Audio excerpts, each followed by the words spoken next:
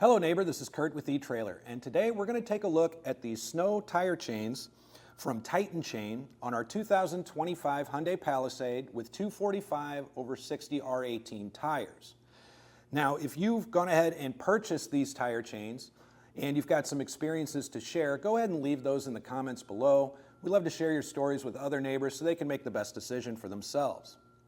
So what we have here is a square link diamond patterned tire chain with assisted tensioning. And what that means is that you're going to get a device that's going to allow you to really kind of pull and give you several different anchor points to get the right tension depending on your tire size. Being a diamond pattern, which means that you are going to have chains that go directly across the tire, but you're also going to have chains that go with the tire.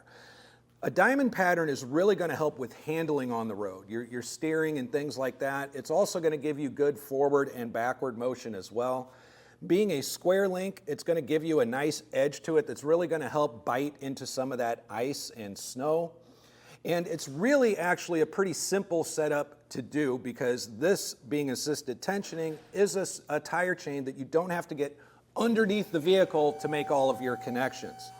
So if you want to see how we got this installed, just stick around, we'll walk you right through it. One thing I wanted to point out is that these tire chains come in a really nice case. It actually has dividers in it to keep your snow chains separate, so this is a great place to store them when you're done and get them out again without too much entanglement. The other thing you may notice is that I'm wearing gloves for this.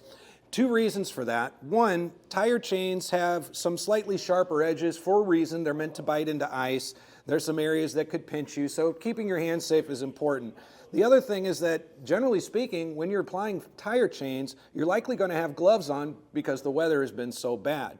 So, in order to do this first, we're going to remove our tire chains from the case. I'm going to lay them out flat, and I'm going to make sure that nothing is tangled up. If it's a set of tire chains that you've used before, I'm also double checking for any damage that may have been caused the last time I used them. So I've got everything laid out nicely here. On the edge of our cable and the other end, these attachments have an open end with hooks. I want to leave those facing down when I'm laying it out. That way, when I apply the tire chains, the open end of those hooks is facing away from my sidewalls.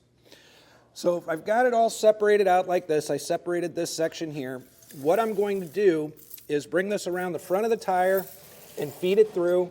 And the reason that I want to do this end first, rather than feed this end back here, is I don't want to account for feeding this longer chain right here. It's just a lot of hassle, especially if the ground is covered in mud or snow. So as I feed this around the back, I'm going to go ahead and grab my other end. And I want to bring that open end with the red hook kind of closer around to the front here. I'm going to do the same with this section here. And then I'm going to take my cable on each end. I'm going to bring this up behind the tire and get it draped over just like that. I'm going to hang on to it, and I'm going to do the same with this end here. Just kind of drape it as much as I can. I don't want to get anything too twisted up. Then I'm going to make this connection right here. So all I'm going to do is slip it in and back, and now I'm connected. So I'm going to bring that to the back. I'm going to keep control of my chains because I want to keep everything around here to the front as much as possible. Another great thing about these chains is they've really got a lot of these attachments color-coded. So even in low light conditions, it'll be pretty easy for us to figure out how to get these on. Now that I've got a good drape across the top there, I'm going to go ahead and make this front connection using this green hook and the open end of our yellow chain. Again, trying to keep everything centered a bit as I do this. Now, the next part of this is that I'm going to take this longer chain here. We're going to feed it through this red hook here.